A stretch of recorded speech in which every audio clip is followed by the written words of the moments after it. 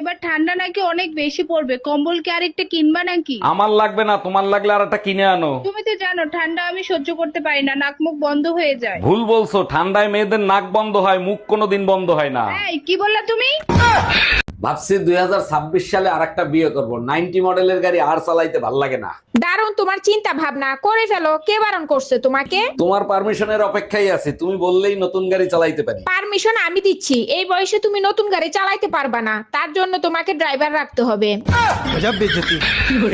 জানো সুমা, কয়দিন ধরে আমার হার্টবিট না বাইরে গেছে। কার জন্য যে হার্টবিট করতেছে সেটাই বুঝলাম না। বুড়ো বয়সে হার্টবিটটা একটু বাড়বেই, ডাক্তার দেখাও, ঠিক হয়ে যাবে। বুড়ো হয়েছি তাতে কি হয়েছে? কারোর জন্য হার্টবিট করতে পারে না? যৌবনকালে হার্টবিট করে আর বুড়ো বয়সে হার্ট অ্যাটাক করে।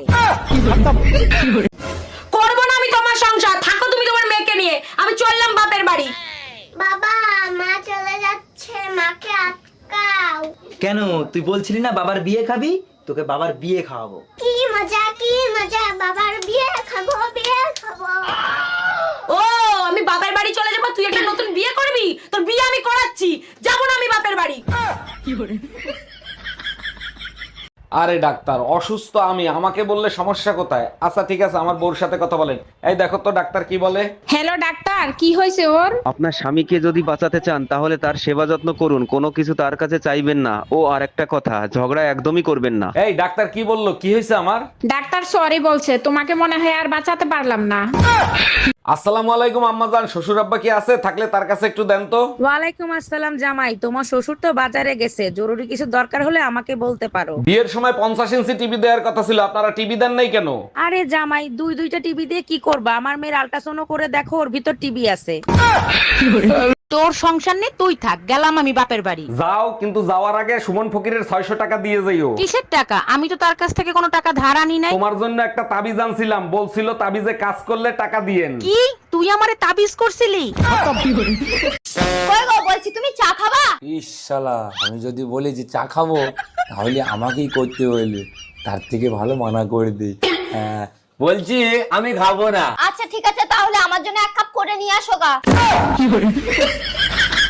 আমি রান্না করতে পারি, এটা আমার যোগ্যতা। কেউ খেতে না পারলে সেটা তার ব্যর্থতা। ও ঠিক আছে, আমিও একটা বিয়ে করতে পারি, এটা আমার যোগ্যতা। কেউ যদি সতীন ঘর না করতে পারে সেটা তার ব্যর্থতা।